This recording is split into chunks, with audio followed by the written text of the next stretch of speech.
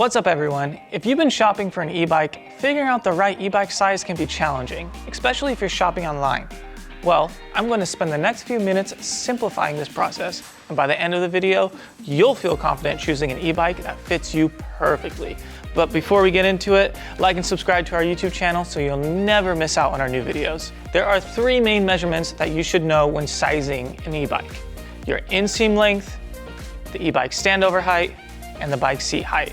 If you make the mistake of not paying attention to these important measurements, you could end up with an e-bike that doesn't fit you properly.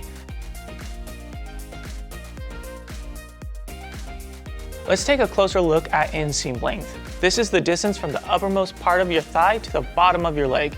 To find your inseam, use a tape measure and measure from the crotch to the floor. Let's move on to standover height, which is the distance between the ground and the top of the bike's top tube. Most e-bike companies provide the standover height measurement in their online product specs, so don't worry if you don't have the bike right in front of you. You'll want to compare the standover height to your inseam measurement to ensure your feet are stabilized on the ground when standing over the bike. You should aim for about an inch of clearance above the top tube. If you're unable to stand securely on the ground, it likely means the bike's standover height is too big for you, and you should look for an e-bike with a shorter standover height. Sometimes new riders think that both of their feet should be placed firmly on the ground when seated on the bike, and that's not actually true. We'll go over that next. Once you confirm that you're able to safely stand over the bike, the next step is to ensure the bike's seat height fits you well. You can find the best seat height for your body type using the heel-to-toe method. Start by rotating the crank so the pedal with your heel on it is in the down position, and the crank arm is parallel to the seat tube. When seated on the saddle, see if your leg is locking straight at the knee with your foot on the pedal in the down position. This means that the bike seat is too high. The bike seat is also too high if your hips must rock for your heel to reach the pedal. On the flip side, the bike seat is too low if your leg is bent at the knee with your heel on the pedal. If you plan on pedaling your e-bike more than using the throttle, test the proper seat height position by placing your foot at the bottom of the pedal stroke. You should see a slight bend in the leg reaching about 80 to 90% of full leg extension. If you're shopping online and cannot physically check out an e-bike, there is a few ways to find your ideal seat height. Using the Hamley method, multiply your inseam by 1.09 to find your recommended seat height.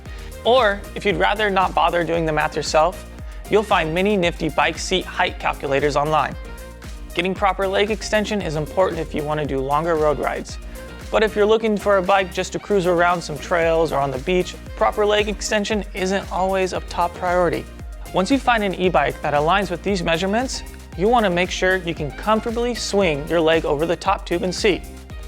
If you feel any discomfort or resistance, consider an electric bike with a step-through frame.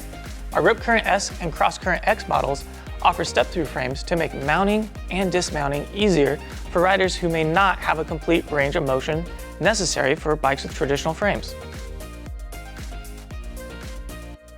You may have noticed that several e-bike companies size their models like t-shirts, offering small, medium, and large bikes. It's important to know that these sizes are not universal and vary depending on the manufacturer. When sizing your e-bike, always review the exact measurements listed on the bike's product page and consider your height and inseam. If you go to our website, you'll find handy height compatibility charts on each e-bike product page that helps you figure out if an e-bike is a good fit for your height. At Juice Bikes, we offer a range of e-bikes to accommodate riders of almost any height, including models like the Rip Racer with an adjustable seat suitable for riders from 5 feet to 6'3". Another important sizing consideration is the e-bike's reach, which translates to the position of your hands on the handlebar and how stretched out they are. Aim for a riding position with a slight bend in your arms without forcing you to reach too far to brake. If you can comfortably play piano keys on the handlebar, your arms are in a good riding position. If you're looking for an e-bike with a more upright riding position, bikes with a shorter top tube allow a more comfortable reach due to the close proximity between the seat and the handlebars. If you're shopping online and cannot physically check out an e-bike, look at the length of the bike's top tube to help you determine the reach. Larger e-bikes have a longer top tube, while smaller e-bikes have a shorter top tube.